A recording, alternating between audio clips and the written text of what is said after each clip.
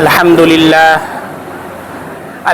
لله رب العالمين والصلاة والسلام على رسوله الكريم وعلى آله وصحبه أجمعين أما بعد فأعوذ بالله من الشيطان الرجيم بسم الله الرحمن الرحيم إن أول بيت وضع للناس للذي ببكة مباركا وهدى للعالمين فيه آيات بينات مقام إبراهيم ومن دخله كان آمنا ولله على الناس حج البيت من استطاع إليه سبيلا ومن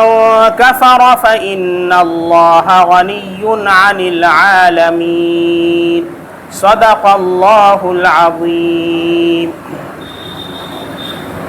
دنیا کے بتکدوں میں پہلا وہ گھر خدا کا، دنیا کے بتکدوں میں پہلا وہ گھر خدا کا، ہم اس کے پاس باں ہیں وہ پاس باں ہمارا۔ آیت کریمہ خطبے میں پڑھی گئی جس میں اللہ تعالیٰ ارشاد فرما رہے ہیں کہ سب سے پہلا گھر جو لوگوں کے لیے تعمیر کیا گیا وضع للناس للذی ببکۃ مبارکہ، وہ مکۃ المکرمہ کے اندر ہے۔ مبارکہ بابرکت ہے، وہدی للعالمین، اور پورے انسانیت کے لیے ہدایت کا ذریعہ ہے۔ فیہ آیات بینات، اس میں واضح اور کھلی ہوئی نشانیاں اللہ کی ہیں۔ مقام ابراہیم، مقام ابراہیم ہے جو خانہ کعبہ کے سامنے ہے۔ ومن دخلہ کان آمنا، جو حرم میں داخل ہو جائے اللہ کی طرف سے اسے امن دیا جاتا ہے۔ حتیٰ کہ کسی کے باپ کا قاتل بھی داخل ہو جائے تو وہاں پر اسے امن دیا جاتا ہے، پہلے باہر نکالا جائے گا تب اسے سزا دی جائے گی۔ ڈاکو بھی چلا جائے، چور بھی چلا جائے تو اس جگہ کی حرمت کی اور اس جگہ کے تقدس کا لحاظ کرتا ہے۔ اور فرمایا وَلِلَّهِ عَلَى النَّاسِ حِجُّ الْبَيْتِ، اور لوگوں کے لیے فرض ہے بیت اللہ کا حج کرنا۔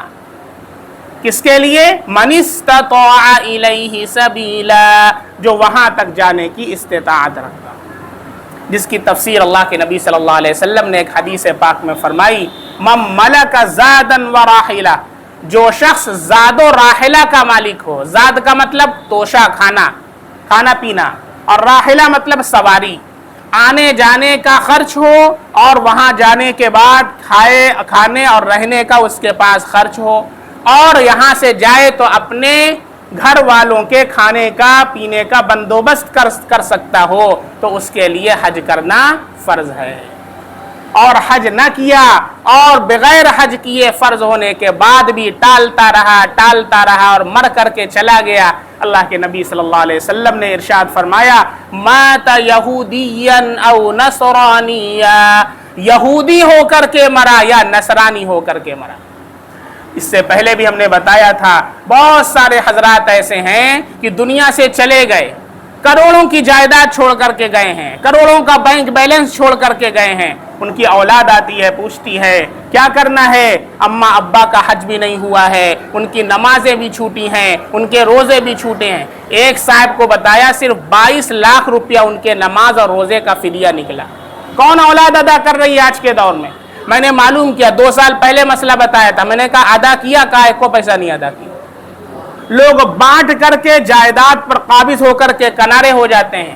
آپ یہ نہ سوچیں کہ میرے مرنے کے بعد میری اولاد میرا حج بدل کروائے گی، میرے مرنے کے بعد میری نماز کا فدیہ دے دے گی۔ اپنے موت کا انتظار نہ کرو، اپنی زندگی کے اندر اپنے آخرت کی فکر کرو۔ جس طریقے سے آپ اپنے دکان کی فکر کرتے ہیں، اپنے بچوں کی شادیوں کی فکر کرتے ہیں، اسی طریقے سے حج یا اللہ کا عائد کردہ ایک فریضہ ہے اس امت کے اوپر۔ جیسے نماز ایک فرض ہے، روزہ ایک فرض ہے، زکوٰۃ ایک فرض اور رکن ہے، ایسے ہی حج بھی ایک فریضہ ہے اور ایک رکن ہے۔ اسے ٹال مٹول کر کے کرنا اور ٹالتے رہنا کہ سارا کام ہو جائے گا تو پھر حج کریں گے، یہ طریقہ یہ ہندوستانیوں کا طریقہ ہے اور بہت خراب طریقہ ہے۔ بہت سی مرتبہ ایسا ہوتا ہے کہ انسان قبر میں چلا جاتا ہے اور حج کی توفیق نہیں ہوتی ہے۔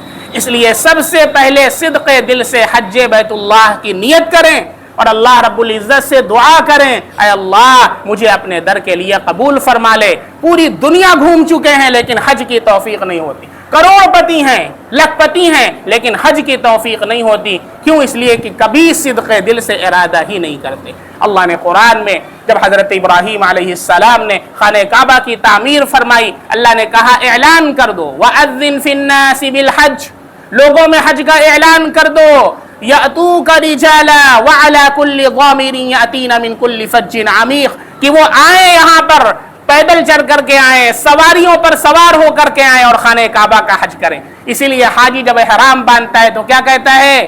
لبیک اللہم لبیک لبیک لا شریک لک لبیک ان الحمد والنعمت لک والملک لا شریک لک۔ احرام نام دو چادروں کا نہیں ہے، بہت سے لوگ سمجھتے ہیں جو سفید سفید چادر ہے اس کا نام احرام ہے۔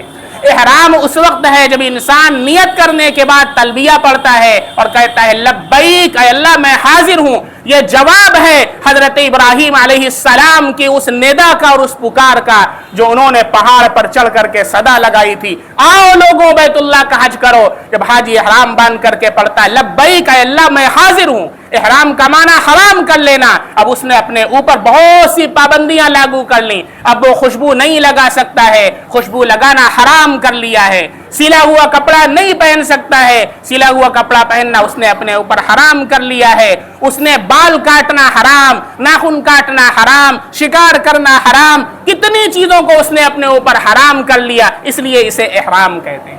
کتنے حجاج ابھی جا رہے ہیں، میں کل بھی کتنے لوگوں سے ملا، میں نے کہا بھائی تلبیہ ذرا سنا دیجئے، کہا تلبیہ پتہ ہی نہیں ہے۔ میں نے کہا اللہ کے بندے آپ حج کے لیے جا رہے ہیں، آپ کو تلبیہ یاد نہیں ہے؟ سارے سامان کی پیکٹ تیار کر لیا، سب فٹ ہے۔ میں نے کہا سب فٹ ہے، تلبیہ ہی نہیں فٹ ہے۔ ارے احرام باندھنے کے بعد کیا پڑھیں گے؟ میں نے لکھ کر کے دیا، اللہ کے بندے دیکھ کر کے پڑھ لیجئے گا، کم سے کم آپ کو فکر ہونی چاہیے۔ آپ شادی کرتے ہیں تو گھر کا انتظام کرتے ہیں، آپ سوٹ کیس لے کر کے جاتے ہیں، دلہن کے لیے جوڑا لے کر کے جاتے ہیں۔ آپ حج کے لیے جا رہے ہیں، اللہ نے کیا منگوایا اس کی کوئی فکر بھی نہیں اور کبھی پوچھنا بھی نہیں چاہتے۔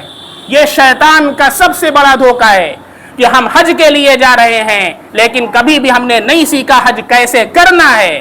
حج کوئی معمول گڑیا گڈا کا کھیل نہیں ہے، وہ مسائل ہیں، سیکھنے پڑتے ہیں۔ کتنے ایسے ہیں جو حج کے احکام پڑھاتے ہیں، سکھاتے ہیں، علماء ہیں، لیکن پریکٹس نہیں ہے تو وہاں جا کر بھول جاتے ہیں۔ کسی نے پڑھائی نہیں ہے، وہاں جا کر کے کیا کرے گا؟ میں نے پچھلی مرتبہ واقعہ سنایا تھا، مفتی راشد صاحب نے بتایا، میں نے خود اپنی آنکھ سے دیکھا، رمی جمرات کے اوپر ایک بندہ چپل لے کر کے جاتا ہے، چپل لے جا کر کے کھینچ کر کے مار رہا ہے، کہہ رہا یہی شیطنوا رہا جو حضرت ابراہیم علیہ السلام کے بہکائے رہا، مار سالے کے، ایسے کر کے وہاں پر چپل مار رہا ہے۔ ارے رمیہ جمرات کرنا یہ ایک رکن ہے، کیا پڑھنا ہے اس موقع پر، اس کی کیا دعا ہے؟ کبھی پوچھا ہم نے، یاد کیا؟ آپ کے والدین جا رہے ہیں تو یہ آپ کا فریضہ آپ انہیں سکھائیں، آپ مفتیان کرام کے پاس لے کر کے آئیں۔ یہاں مغرب کے بعد درس ہوتا ہے، یہاں پر بھی نہیں آتے ہیں، اللہ کے سامنے کیا حساب دیں گے؟ اور جن لوگوں کے اوپر بھی حج فرض ہو چکا ہے، اللہ کے واسطے میری آپ سے ریکویسٹ ہے، سارے کاموں کو چھوڑ کر کے سب سے پہلے حج بیت اللہ کی نیت کرو۔ کچھ لوگ یہ سوچتے ہیں ارے پیسہ ختم ہو جائے گا، خدا کی قسم کوئی حج کرنے کے بعد غریب نہیں ہوا، اگر ہوا تو مجھے دکھا کر کے دکھا دو۔ بلکہ حج کے بعد اللہ تعالیٰ جو علماء نے فہرست شمار کرائی ان کی جو برکات ہیں ان میں سے ایک یہ بھی ہے کہ اللہ مال میں برکت عطا فرماتا ہے۔ کتنے ایسے حاجی ہیں آپ حج کے بعد دیکھیں، اللہ نے پہلے سے زیادہ انہیں امیر کر دیا ہے۔ آپ اس کنجوسی کی وجہ سے حج نہیں کرتے کہ میرا پیسہ خرچ ہو جائے گا۔ ارے لعنت ہے ایسی دولت کے اوپر اور ایسے مال کے اوپر جس کو آپ نے دنیا کے لیے بچا رکھا ہے، فلور پر فلور تعمیر کرواتے ہیں اور حج بیت اللہ کی توفیق نہیں ہوتی۔ اسی طریقے سے قربانی کے ایام بھی آ رہے ہیں، قربانی کرنا بھی ان لوگوں کے اوپر فرض ہے کہ جو صاحب استطاعت ہیں، صاحب نصاب ہیں۔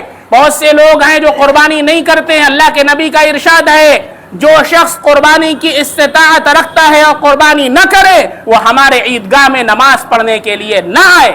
اللہ کے نبی ارشاد فرما رہے ہیں، کتنے لوگ ہیں اماں کے نام کروا دیا، ابا کے نام کروا دیا۔ ارے اللہ کے بندے، اماں کے نام کرواؤ، ابا کے نام کرواؤ، نبی کے نام کرواؤ، پوری دنیا کے نام کرواؤ، لیکن تیرے اوپر قربانی واجب، اپنے نام تو کرواؤ۔ یہ تو ایسے ہو گیا خود نماز نہ پڑھے اور سب کو کہے انہوں نے نماز پڑھ لیا، فلاں نے نماز پڑھ لیا۔ ارے تو پڑھ لے اللہ کے بندے۔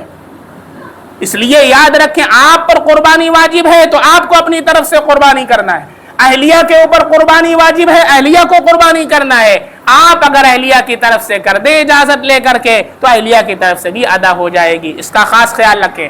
اور جو لوگ حج کے لیے جا رہے ہیں ان پر 2 قربانی واجب ہے۔ اس میں بھی بہت زیادہ کنفیوژن وہاں لوگ پھیلاتے ہیں۔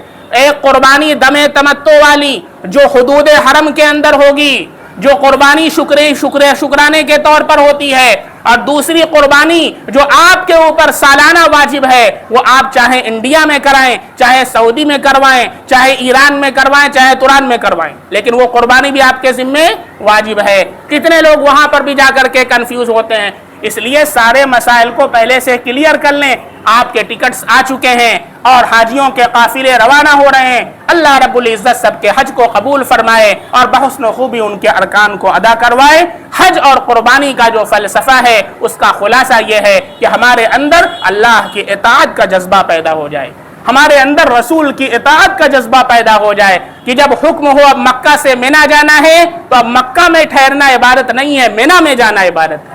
اب مینا سے حکم ہوا کہ عرفات جانا ہے اور مغرب کی نماز عرفات میں نہیں پڑھنا ہے، اب وہاں کوئی ٹھہر کر کے مغرب پڑھنے لگے، ارے بھیا سورج غروب ہو گیا ہے، مغرب پڑھنا گناہ ہے کیونکہ اللہ کا حکم اب یہاں سے کوچ کرو اور مزدلفہ جانا ہے۔